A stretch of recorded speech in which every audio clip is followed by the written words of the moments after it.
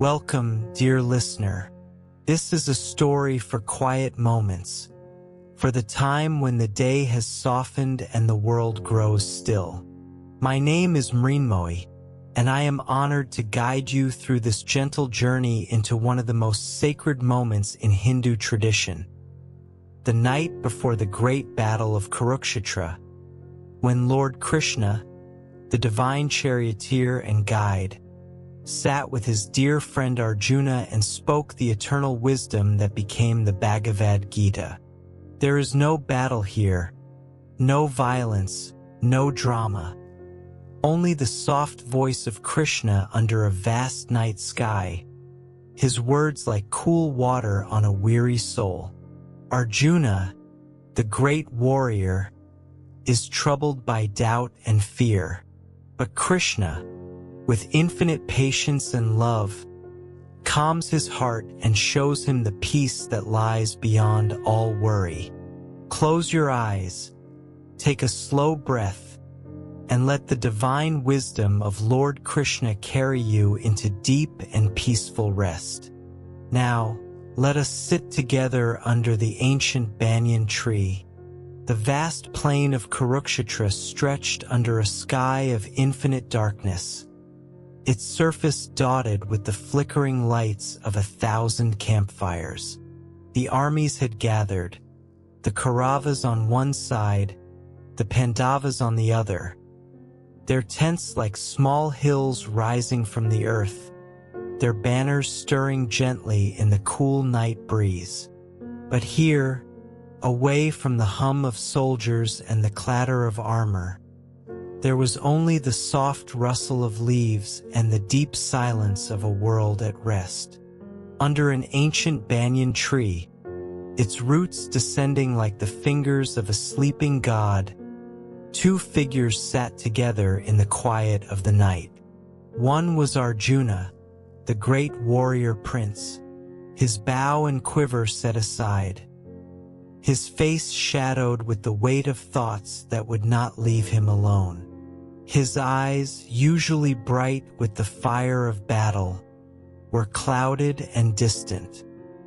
His hands rested limp on his knees, and his breathing was shallow and uneven. The other figure sat in perfect stillness, his posture serene, his face calm as a still lake. He was Krishna, Lord of the universe, the divine charioteer, the friend and guide of the Pandava prince. His eyes, dark and deep as the night itself, held a peace that seemed to come from beyond time and space. His presence was like a warm flame in the cool darkness, radiating a stillness that invited all who came near to rest.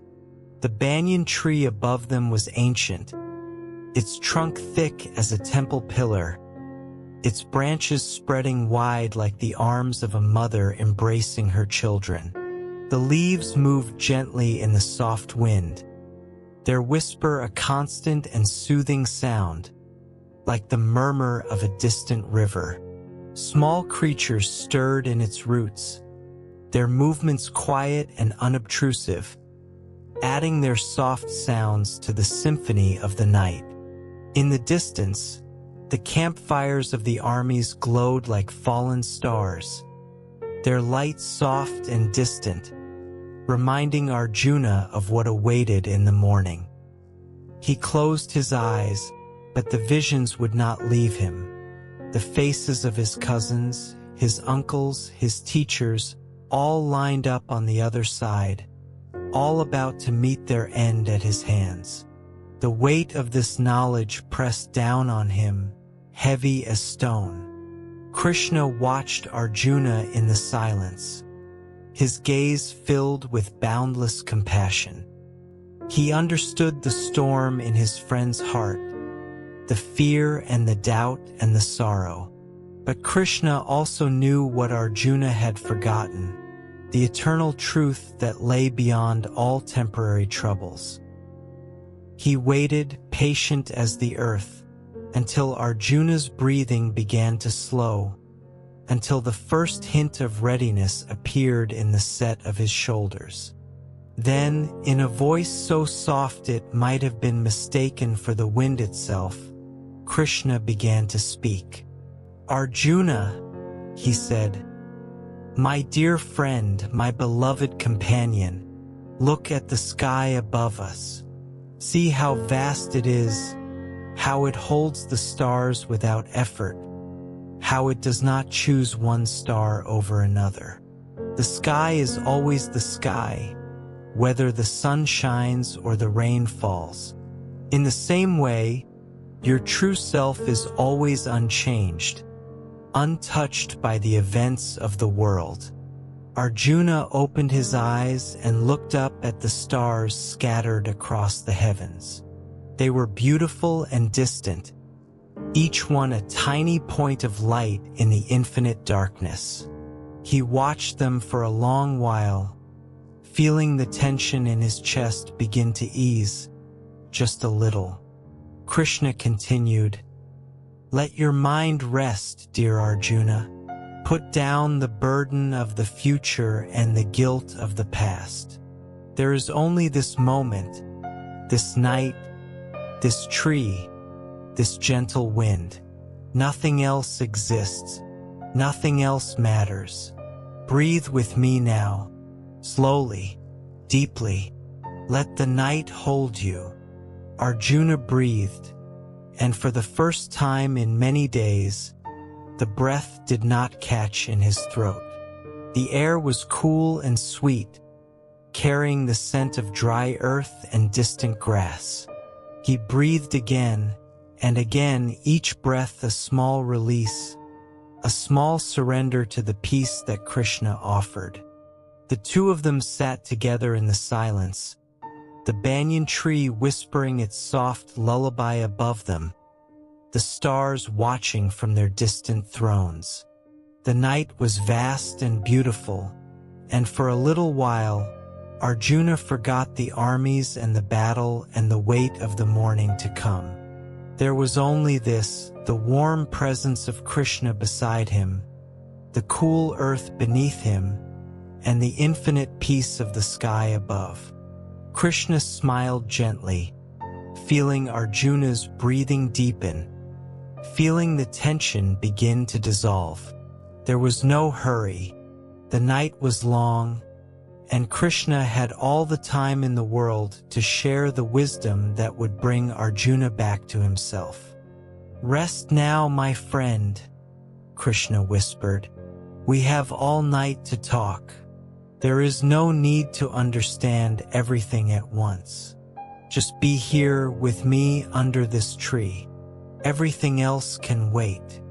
Arjuna nodded slowly, his eyes closing, his body relaxing into the warmth of Krishna's presence.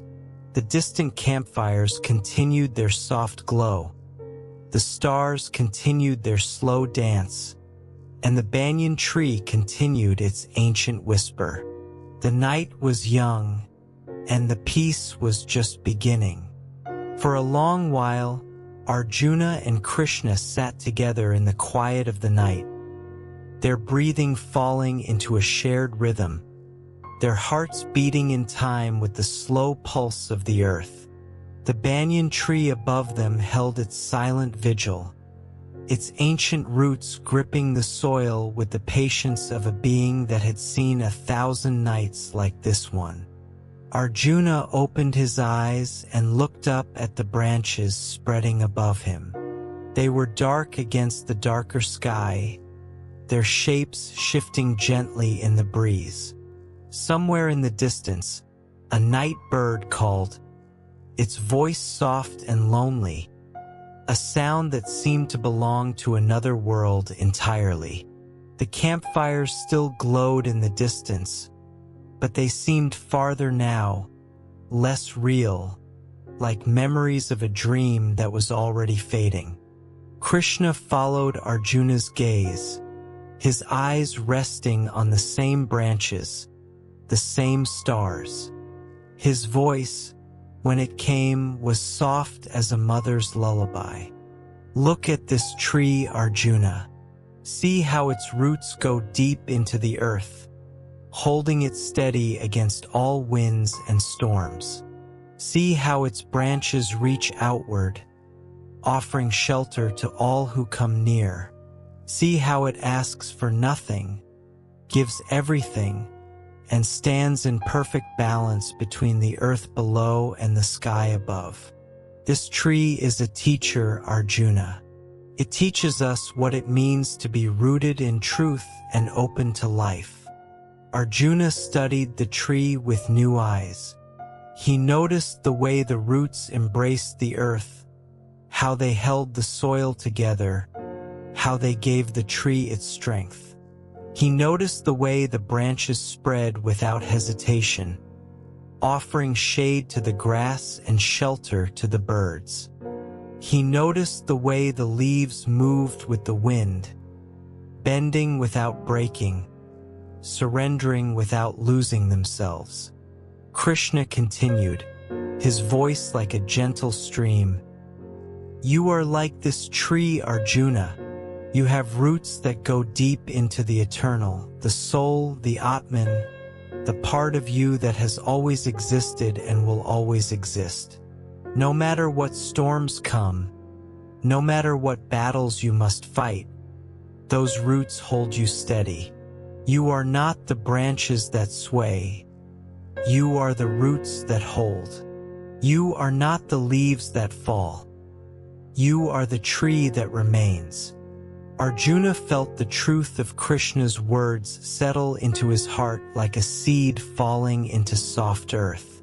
He thought of his own life, the battles he had fought, the hardships he had endured, the joys and sorrows that had come and gone like seasons. Through it all, something had remained unchanged, a quiet presence that had watched everything without judgment. Perhaps that something was the soul that Krishna spoke of. Your soul is never born and never dies, Krishna said softly. It cannot be burned by fire, cut by weapons, wetted by water, or dried by wind. The soul is eternal, ancient, and unchanging. It is the same in all beings, in me, in you, in your cousins on the other side, in the birds in this tree, in the grass beneath our feet. When you see this truth, the divisions of the world fall away, and only the vast unity remains. Arjuna let these words wash over him like cool water on a hot day.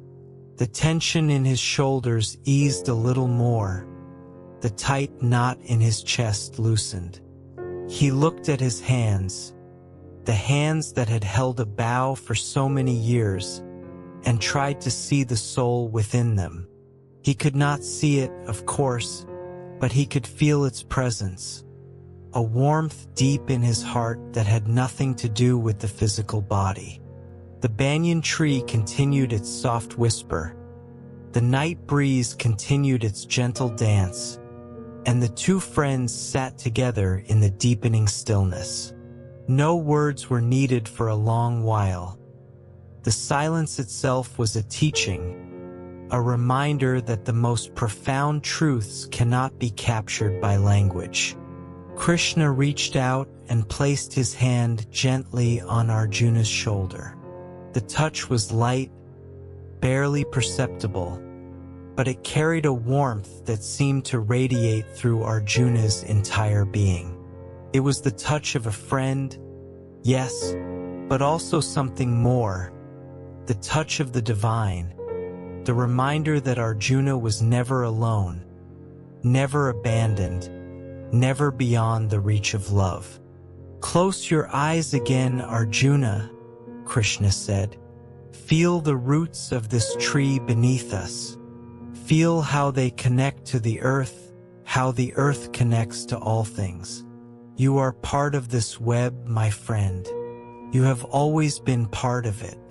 The tree, the earth, the stars, your enemies, your family. All of it is one. Rest in this truth tonight. Let it carry you. Arjuna closed his eyes, and for the first time in what seemed like forever, he felt a true sense of peace. Not the peace of escape, but the peace of belonging. He was exactly where he was meant to be, doing exactly what he was meant to do. The battle would come and he would face it, but not tonight.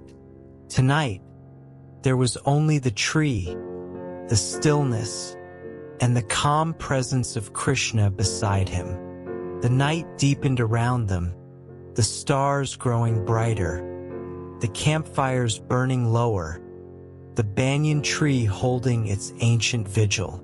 And in the heart of that vast plain, under the shelter of that sacred tree, two souls sat together in the quiet peace that is the birthright of all beings.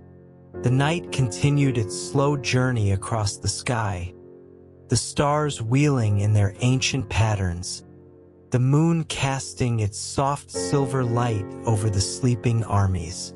Arjuna and Krishna remained under the banyan tree, their bodies still, their minds opening to the quiet wisdom that filled the air like the scent of night-blooming flowers.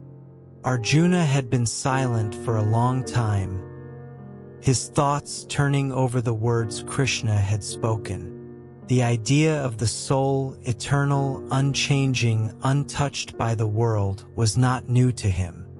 He had heard the teachings of the wise men and the holy books, but hearing the words and feeling the truth were different things, and in the stillness of the night, under the shelter of the banyan tree, he began to feel something stirring within him, something old and deep and full of peace. Krishna saw the shift in Arjuna's awareness, the subtle change in his posture and his breathing. He smiled gently and began to speak again, his voice soft as a mother singing to her child. Think of the soul, Arjuna, as a traveler on a long journey. The body is like a garment that the traveler wears for a while, then discards when it is worn out. The traveler is not the garment. The traveler is the one who wears it. In the same way, you are not this body, these thoughts, these emotions. You are the soul, the eternal presence that has been wearing bodies and minds and hearts since before time began. Arjuna listened, his mind forming the image of a traveler walking along an endless road. He saw the traveler changing clothes at each stop, each garment different from the last, but the traveler himself unchanged. He understood what Krishna was saying, that his true self was not Arjuna the warrior, not Arjuna the prince, not even Arjuna the friend. It was something far older and far more vast.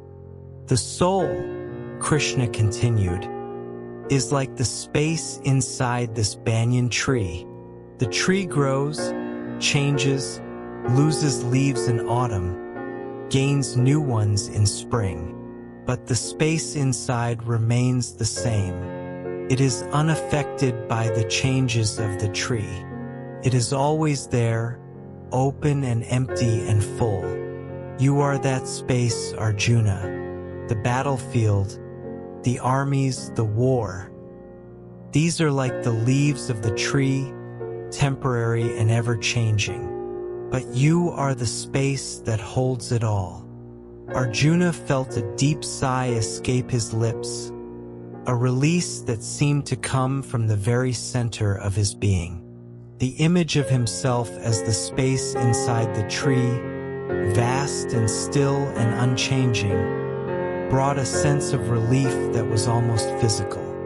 The pressure that had been building in his chest for days, for weeks, began to dissolve like morning mist before the rising sun.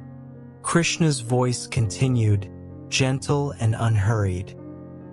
When you know yourself as the eternal soul, Arjuna, you begin to see others the same way. The enemies on the battlefield are not truly enemies. They are souls like you, travelers on their own journeys, wearing their own garments. The grief you feel for them is the grief of forgetfulness, the sorrow of seeing others as separate from yourself. When you remember that all souls are one, grief becomes compassion, and compassion brings peace.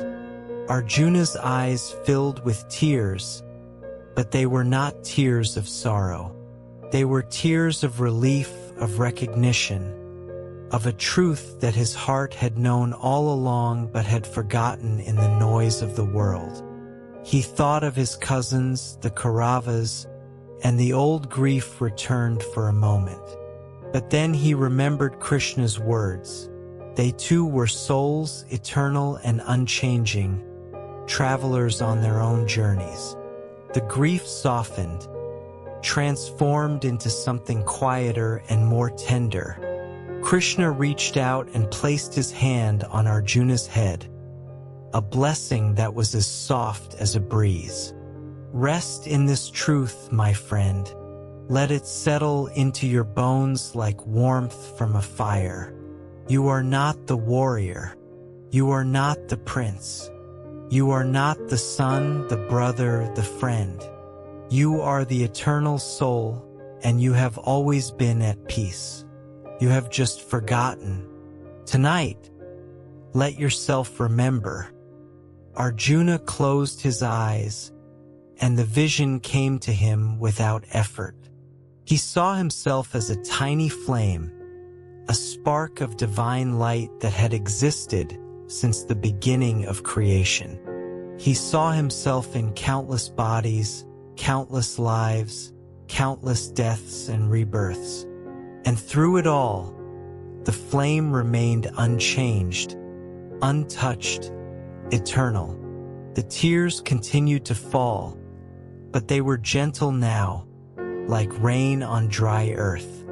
He opened his eyes and looked at Krishna, his dear friend, his divine guide. Krishna's face was calm and radiant, his dark eyes holding the peace of 1,000 galaxies. Arjuna felt gratitude rising in his heart, love beyond all measure. "Thank you, Krishna," he whispered. "I do not understand everything, but I feel something changing within me. Something is settling, like dust after a storm. I feel peace." Krishna smiled, and his smile was like the warmth of the sun after a long night. "That is the soul remembering itself, Arjuna. That is the truth of who you are. Rest in it tonight and let it carry you. We will speak more, but for now, let the silence hold you." The two of them sat together in the quiet, the banyan tree sheltering them, the stars watching over them, the night holding them in its infinite embrace. And in the heart of that embrace, Arjuna felt the first true peace he had known in a very long time. The night was still young, the stars still bright, and the banyan tree still whispering its ancient song. Arjuna's tears had dried, leaving a calm behind them that was like the stillness of a lake after a passing rain. His breathing was slow and deep, and his mind was open and receptive, like a field ready for the seed of wisdom. Krishna looked at his friend with compassion and love.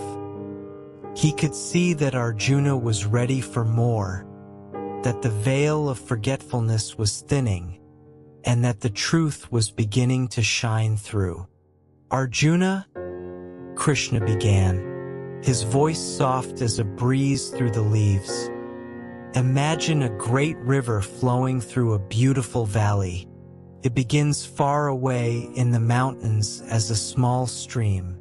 It gathers water from the rain and the melting snow, growing wider and deeper as it travels. It passes through forests and fields, through towns and villages, carrying everything that comes to it.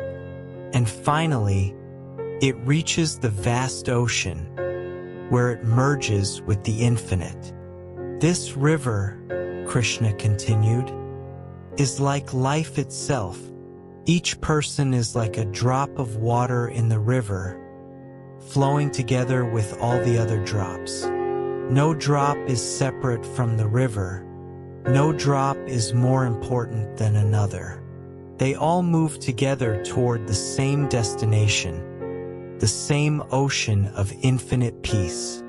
Arjuna saw himself as a drop of water in the great river of life. He saw his cousins and his teachers and his enemies as other drops, all flowing together, all part of the same movement. The separation that had felt so real, so painful, began to dissolve. You and your cousins, Arjuna, you are like drops of water in this river. You seem separate, but you are all part of the same flowing movement. The actions you take, the battles you fight, the joys and sorrows you experience, they are all part of the river's course. The river does not judge the drops. It simply carries them forward. Your duty, Arjuna, is not to judge the river or try to change its course. Your duty is to flow with it, to accept your place in the great movement. Arjuna let the image of the river fill his mind. He imagined the cool water on his skin, the soft murmur of its flowing, the peace of being carried along without effort or resistance. The pressure in his chest eased further, replaced by a sense of surrender that was both unfamiliar and deeply comforting. Death is like the river reaching the sea, Krishna said. The drop of water does not cease to exist. It simply loses its shape, its temporary identity, and merges with the infinite. This is what happens when the body dies, Arjuna. The soul, the eternal drop of divine light, returns to the ocean of pure being. There is no loss, no destruction, no real death. Only a transformation, a homecoming. Arjuna felt the truth of Krishna's words settling into his heart like a stone sinking into still water. The fear of death that had gripped him, the horror of the destruction that awaited, began to transform into something else. A quiet acceptance, a recognition that death was not the end but a return to the source. Krishna's voice continued, soft and unhurried. So you see, Arjuna, the great battle ahead is not the destruction of souls. It is the meeting of drops in the river, the coming together of countless lives for a brief moment before they continue on their way. The real victory is not winning or losing, living or dying.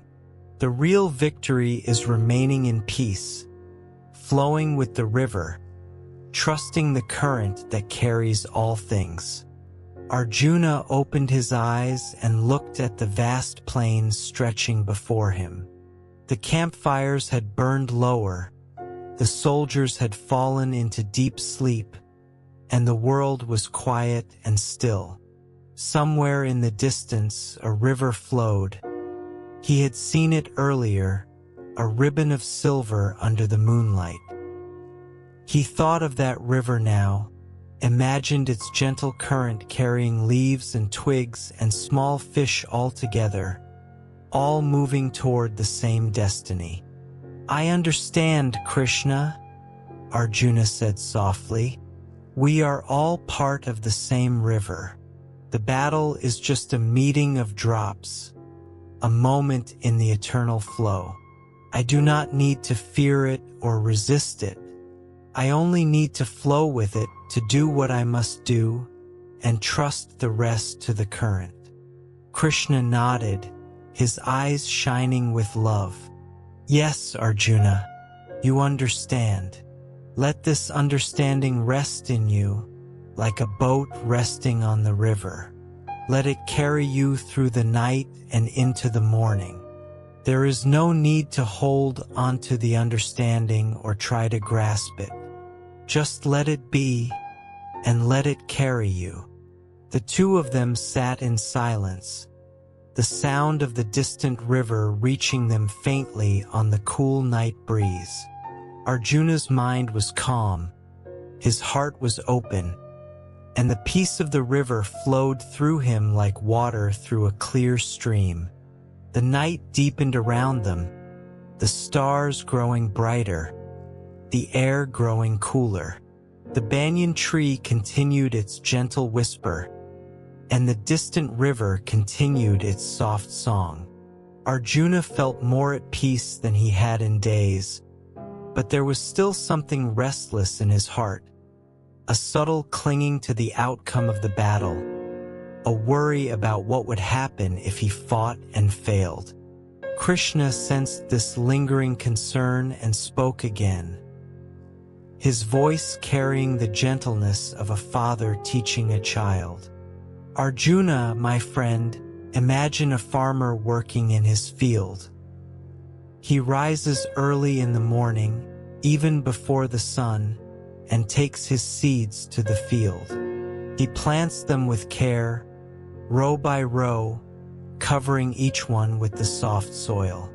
He waters the field, tends the plants as they grow, removes the weeds that threaten to choke them. He does all of this with patience and devotion, never knowing for certain how much the harvest will bring. Arjuna closed his eyes and saw the farmer in his mind, a man with weathered hands and a calm face, moving slowly through the field, his movements steady and unhurried. The sun was warm on his back, and the earth was soft beneath his feet. There was no anxiety in his work, only the quiet satisfaction of doing what needed to be done. This farmer, Krishna continued, does not cling to the results of his work. He plants because planting is his duty. He tends because tending is his nature. The harvest, whether it is abundant or sparse, he accepts with equanimity. His peace does not depend on how much the field gives him. His peace comes from his action itself, from doing what he knows to be right. Arjuna felt the lesson settle into his heart like a seed falling into good soil. He had always been focused on the results of his actions, winning battles, gaining kingdoms, proving himself worthy. But Krishna's words showed him a different path, a path where the action itself was enough. You are like that farmer, Arjuna, Krishna said softly. You are a warrior, born to fight for what is right. Your duty is not to ensure victory. Your duty is to fight with courage, compassion, and devotion. The outcome is not in your hands. It is in the hands of the divine. Your only task is to act, to do what your dharma demands, and to leave the rest to the Lord of the harvest. Arjuna thought of all the battles he had won and lost, all the victories and defeats that had shaped his life. He saw now that his joy and sorrow had always depended on the outcomes, always been at the mercy of circumstances beyond his control. But Krishna was offering him something else, a freedom from that endless cycle, a peace that came from doing his duty without attachment to success or failure. When you act without attachment, Krishna said, your actions become pure, like water flowing from a clear spring. They nourish you and others without leaving any residue of ego or expectation. This is the secret of karma yoga, the path of selfless action. You act because you must, because it is your nature, because it is the right thing to do. You act but you do not claim ownership of the results. You surrender your actions to the divine, and let the divine decide what will come. Arjuna nodded slowly, his heart opening to this teaching like a flower opening to the sun. So I should fight because it is my duty, not because I want to win or fear losing? Exactly, Krishna smiled. You fight because you are a warrior. Your brothers and cousins fight because they are warriors.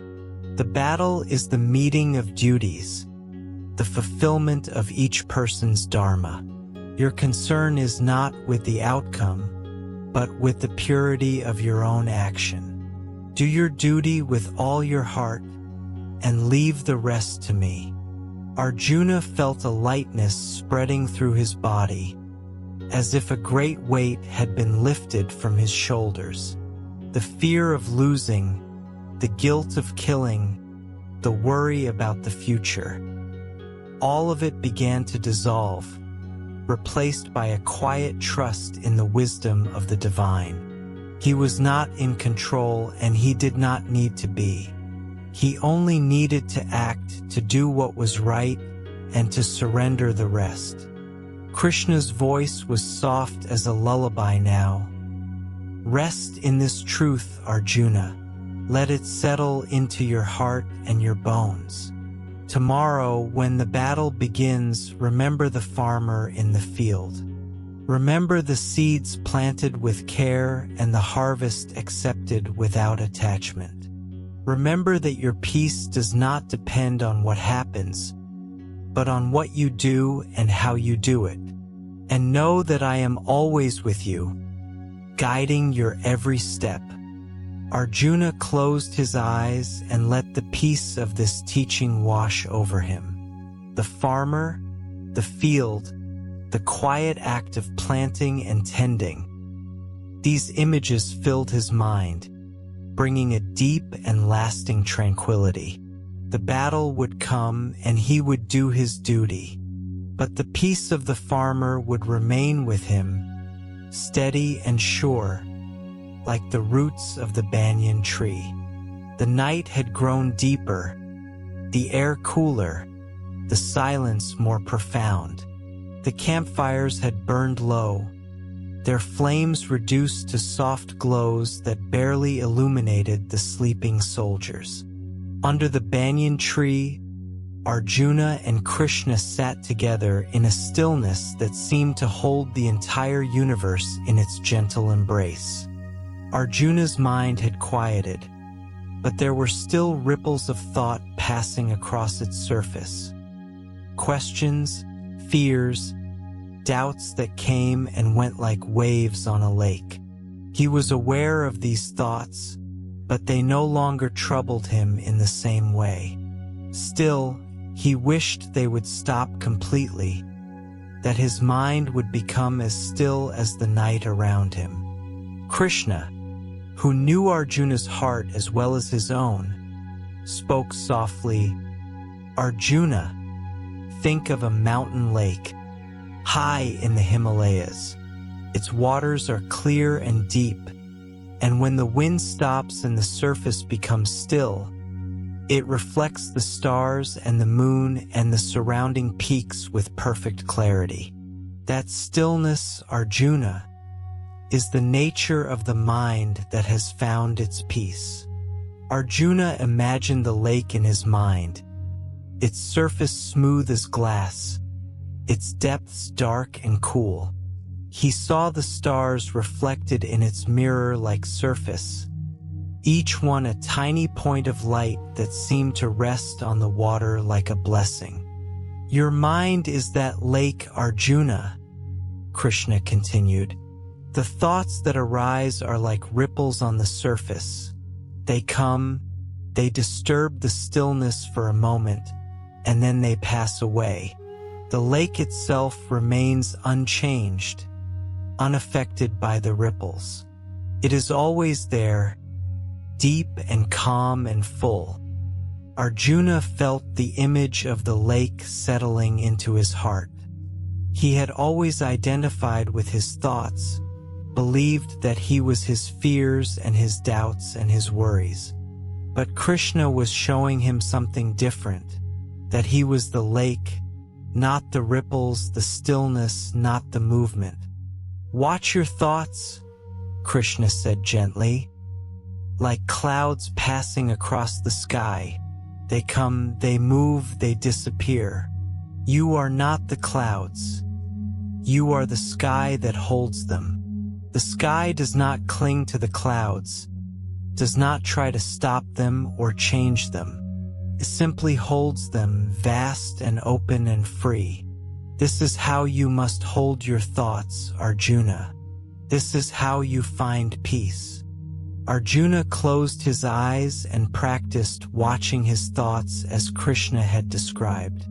A worry arose and he noticed it without grasping it. A fear appeared and he let it drift away. A memory came and he watched it pass like a cloud across the sky. Slowly, the ripples on the lake of his mind began to subside, and a deeper stillness emerged from beneath the surface. Krishna's voice was soft as the night air. "When the mind is still, Arjuna, it becomes a perfect mirror. It reflects the truth of the soul, the eternal presence that has always been there and will always be there. In that stillness, all questions find their answers. All doubts find their resolution.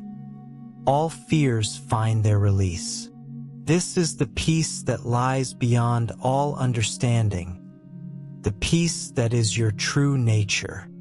Arjuna felt something shift within him, a turning of the mind toward a deeper reality. The stillness was not emptiness. It was fullness, a presence that was more real than any thought or feeling. He sat in the stillness, breathing slowly, feeling the peace of the lake and the sky and the infinite space that held them both. "Rest in this stillness, Arjuna," Krishna said, his voice a gentle caress. "Let it carry you through the night and into the morning. The thoughts will come again, but you will know them for what they are: ripples on the surface, clouds in the sky. You will remain the lake, the sky, the infinite stillness that cannot be disturbed." Arjuna nodded, unable to speak, his heart overflowing with gratitude and peace. The lake was still, the sky was clear, and the night was beautiful beyond all words. He let himself sink into the stillness, trusting it, loving it, feeling it become the very substance of his being. Krishna sat beside him in silence, his presence a gentle warmth, his love a steady light. The banyan tree continued its whisper, the stars continued their watch, and the two friends rested together in the peace of the still mind. The night had reached its deepest hour, the time when sleep is most profound and the world is most still. The armies were silent. The campfires had faded to mere embers, and even the night birds had ceased their calling. Under the banyan tree, Arjuna and Krishna sat together in a peace so complete that it seemed to fill the entire universe. Arjuna had been meditating for some time, his mind still, his heart open, his breathing slow and regular. He felt a warmth spreading through his chest, a gentle glow that seemed to come from somewhere deep inside him. It was not the heat of the body or the warmth of the night air. It was something different, something that felt ancient and familiar and infinitely comforting. Krishna, who had been watching Arjuna with loving attention, spoke softly. "What do you feel, Arjuna?" Arjuna hesitated, searching for words to describe the sensation that was filling his being. "There is something warm inside me," he said slowly. "A light, perhaps, or a flame. It is very still, very quiet.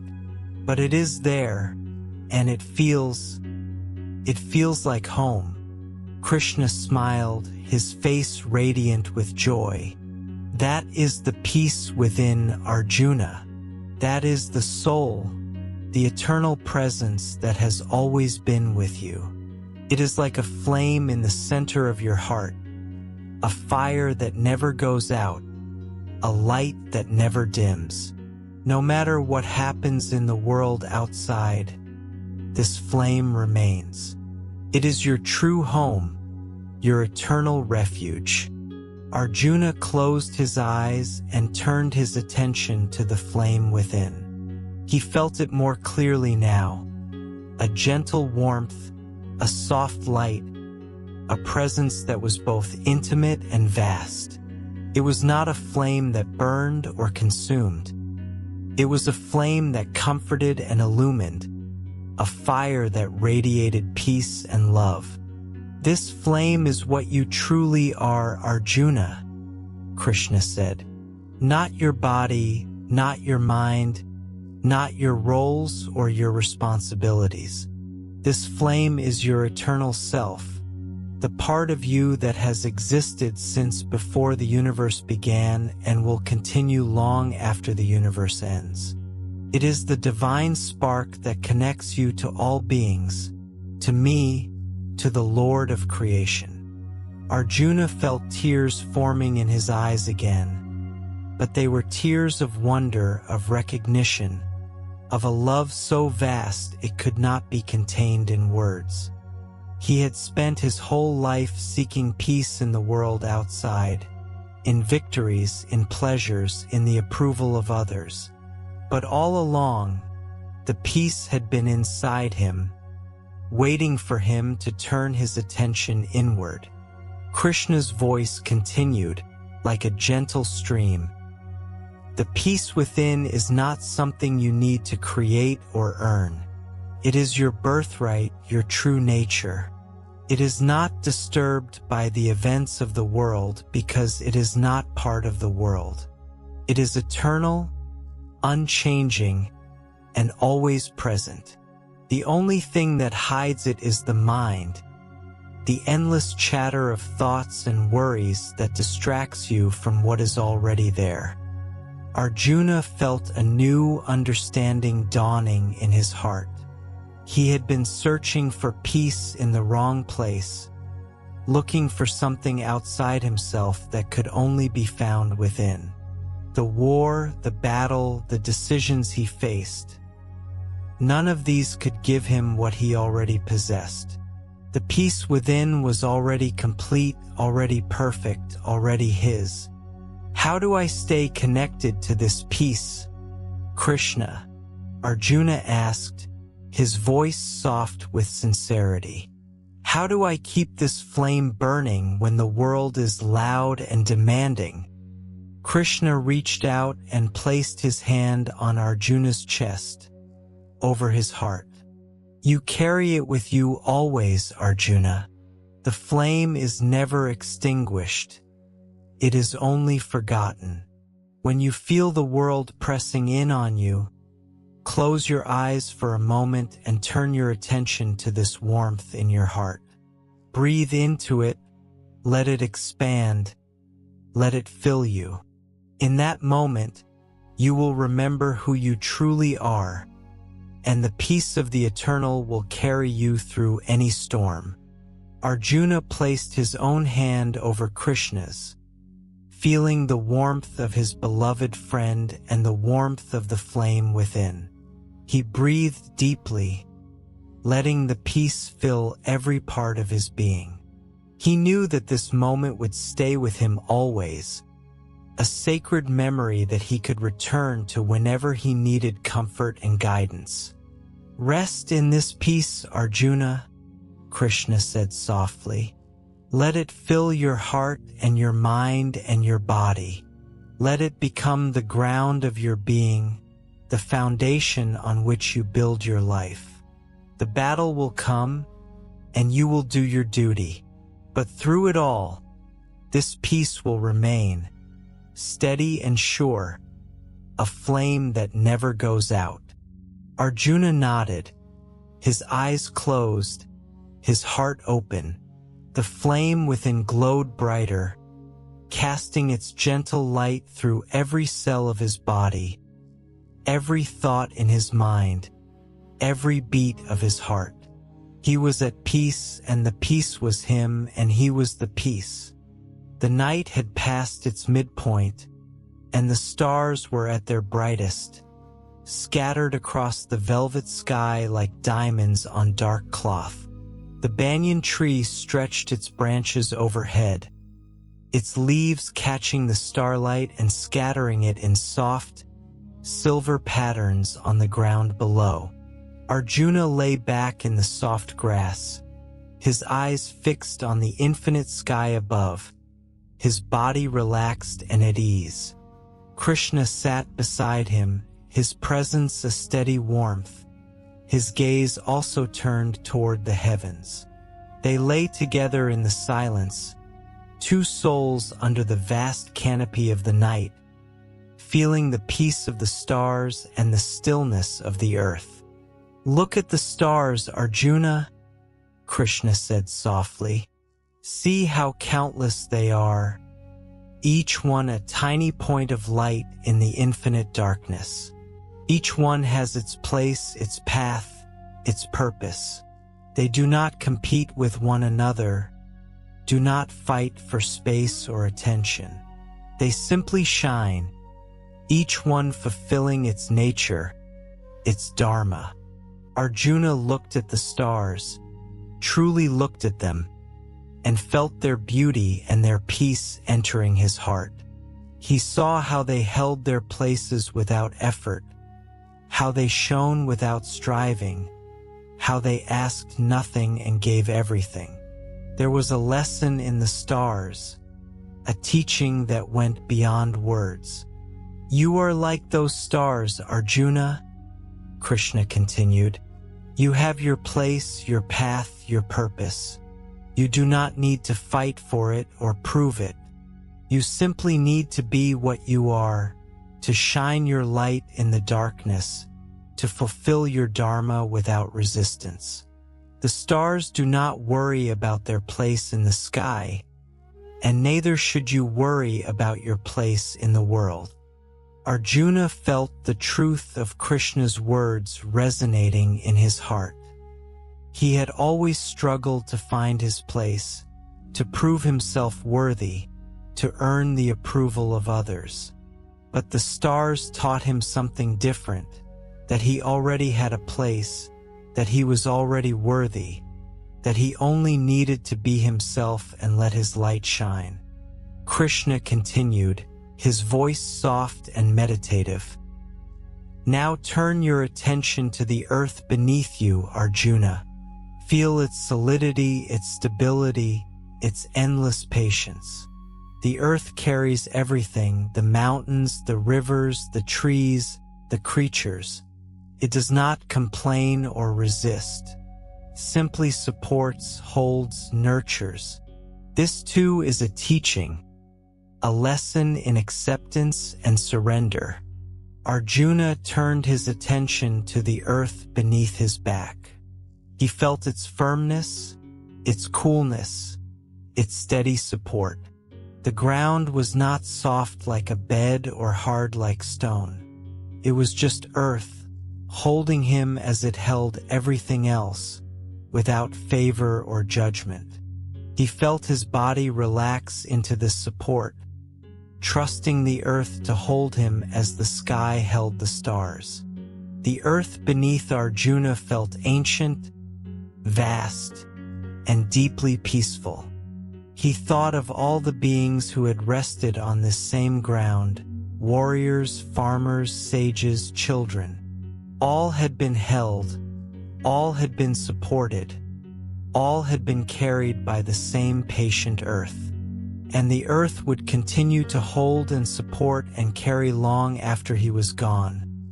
long after the battle, long after the memory of Kurukshetra had faded from human history. "Between the stars above and the earth below," Krishna said softly, "you exist, Arjuna. You are the meeting point of the infinite and the finite, the eternal and the temporal. The stars remind you of your divine nature, your connection to the vast and beautiful universe. The earth reminds you of your human nature, your connection to the world of form and action. Both are real, both are true, and both are part of you." Arjuna felt a deep sense of wholeness, a completeness that he had never experienced before. He was not just a warrior or a prince or a son. He was a being of the earth and the stars, a creature of time and eternity, a soul on a journey that was both human and divine. Krishna's voice was soft as a lullaby. "Rest in this understanding, Arjuna. Let the stars and the earth hold you. Let the vastness of the sky fill you with peace, and let the solidity of the ground give you strength. You are part of it all, and it is part of you. There is nothing to fear, nothing to fight, nothing to prove. You are exactly where you are meant to be." Arjuna lay in the grass, his eyes on the stars, his body on the earth, his heart open and at peace. The night held him in its infinite embrace, and he felt a love so vast, so unconditional, so complete that it seemed to come from everywhere and nowhere at once. The stars above, the earth below, the banyan tree beside him, all of it was one, and he was part of that oneness. He closed his eyes, letting the peace of the stars and the earth fill him completely. He was at home, truly at home, in a way he had never been before. And he knew that this home was not a place. It was a state of being, a truth of the soul, a peace that would never leave him. The night had grown soft and quiet, the stars beginning their slow descent toward the eastern horizon, the air taking on a coolness that spoke of the approaching dawn. Arjuna had been lying in the grass for a long time, his body relaxed, his mind still, his heart open to the peace that surrounded him. But even in this peace, a small knot of worry remained in his chest, a quiet voice that whispered of the morning to come, of the battle, of the choices he would have to make. He tried to ignore it, to push it away, but it persisted, a tiny thorn in the softness of his heart. Krishna, who knew every thought and feeling in Arjuna's heart, spoke gently. "There is something still troubling you, my friend. Tell me what it is." Arjuna sat up slowly, resting his elbows on his knees and looking out at the dark plain. He hesitated, then spoke, his voice soft and uncertain. "I know what you have taught me, Krishna. I understand the soul, the river, the farmer, the still mind. But I am still worried, still afraid. I am afraid that I will make the wrong choice, that I will fail in my duty, that I will disappoint everyone who trusts me." Krishna listened with infinite patience, his eyes soft with compassion. When Arjuna had finished, he spoke, his voice like a gentle breeze. "Arjuna, imagine an autumn tree, its leaves turning golden and red, preparing to fall. Do the leaves worry about how they will fall? Do they fear the moment when they release their hold on the branch? No, they simply let go when the time comes, trusting the wind to carry them to their rest." Arjuna saw the image in his mind, the tree, the golden leaves, the gentle breeze. He understood what Krishna was saying. Your worries, Arjuna, are like leaves clinging to the tree. You hold onto them, afraid to let them fall. But when you release them, when you let them go, they drift away on the wind of surrender. The tree does not mourn the leaves that fall. It knows they will return transformed in the spring. In the same way, your worries can be released, trusted to the divine, allowed to fall away. Arjuna breathed deeply, imagining the leaves of his worries falling one by one from the branches of his mind. The fear of failure, the doubt about his choices, the concern about the outcome of the battle. He released them one by one, watching them drift away on the gentle wind of surrender. Krishna continued, his voice soft as a prayer. Surrender is not giving up, Arjuna. It is giving over. It is trusting that the divine knows what you do not know, sees what you cannot see, and is guiding the universe with a love that is perfect and complete. When you surrender your worries, you do not escape from responsibility. You simply place the outcomes in the hands of the Lord, freeing yourself to act without fear. Arjuna felt the knot in his chest begin to dissolve, the weight of his worries lifting like fog before the rising sun. He breathed again, and this time the breath came freely, deeply, carrying with it a peace that was almost tangible. The greatest surrender, Krishna said, is the surrender of the ego, the part of you that insists on control, that believes it can determine the outcome of events. When you surrender your ego to the divine, you become like a leaf on the wind, carried by a force that is infinitely wise and infinitely loving. In that surrender, you find freedom. In that freedom, you find peace. Arjuna closed his eyes and felt the surrender deep within himself. He released his grip on control, his insistence on certainty, his desperate need to know the outcome of the battle. He let it all go, letting it fall into the hands of the divine, trusting that whatever happened would be for the highest good.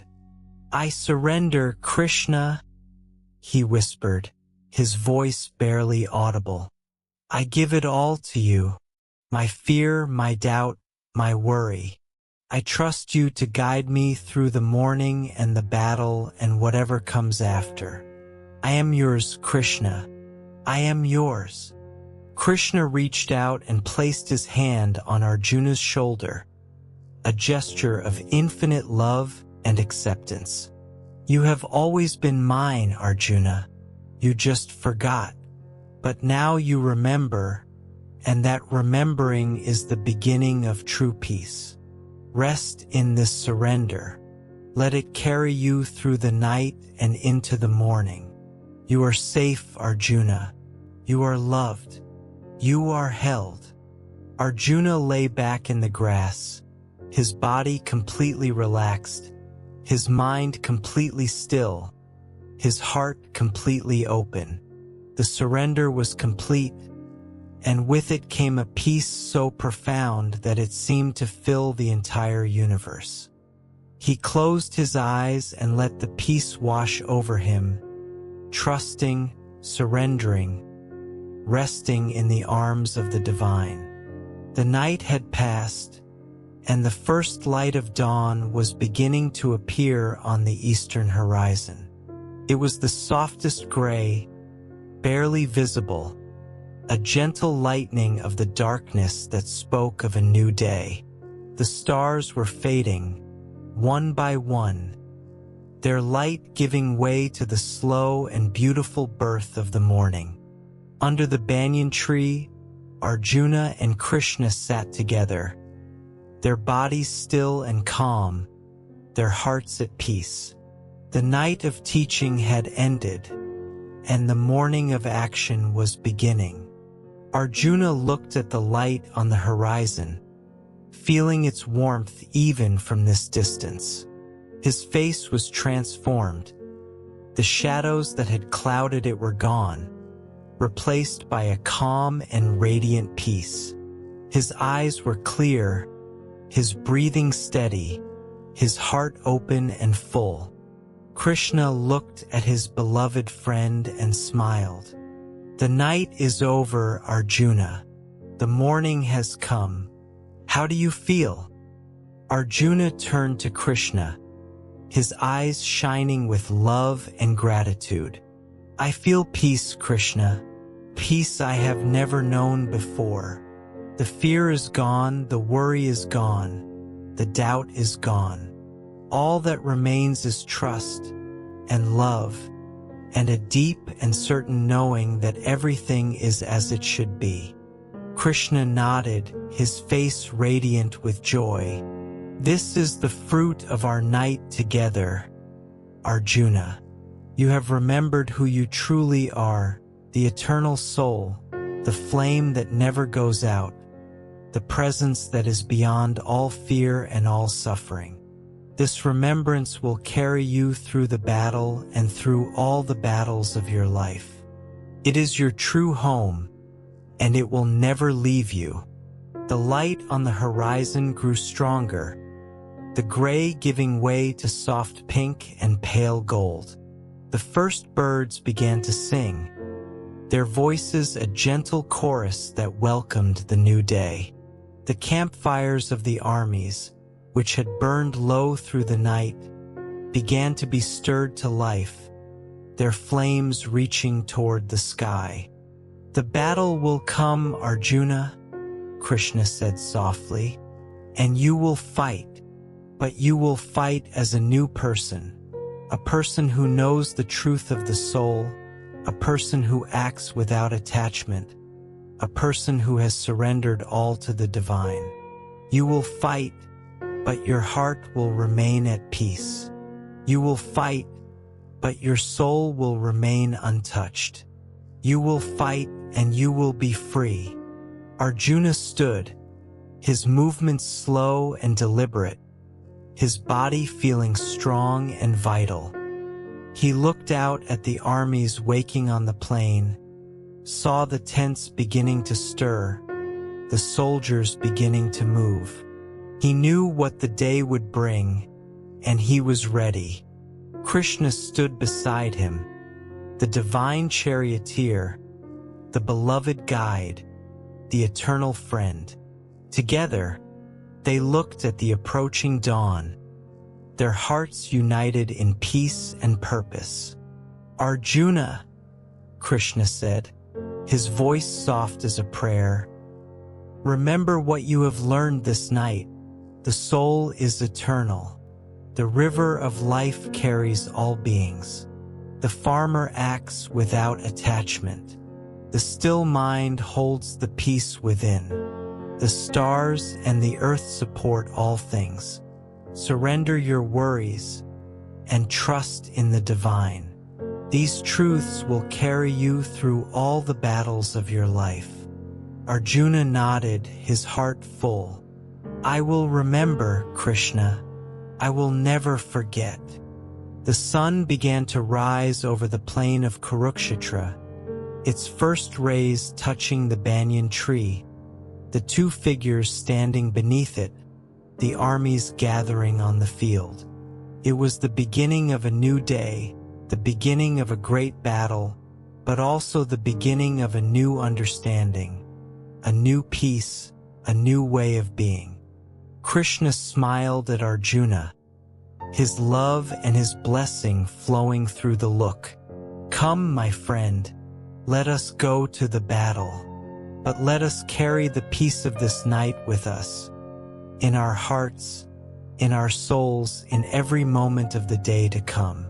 You are ready, Arjuna. You have always been ready. You just needed to remember." The two friends turned from the banyan tree and walked toward the armies. their steps steady and calm. The sun rose higher, its warmth spreading across the plain, its light touching everything with the promise of new beginning. And in the heart of Arjuna, the peace of the night remained, a flame that would never go out, a light that would never dim. And so, dear listener, we come to the end of this gentle journey through the night of Krishna's wisdom.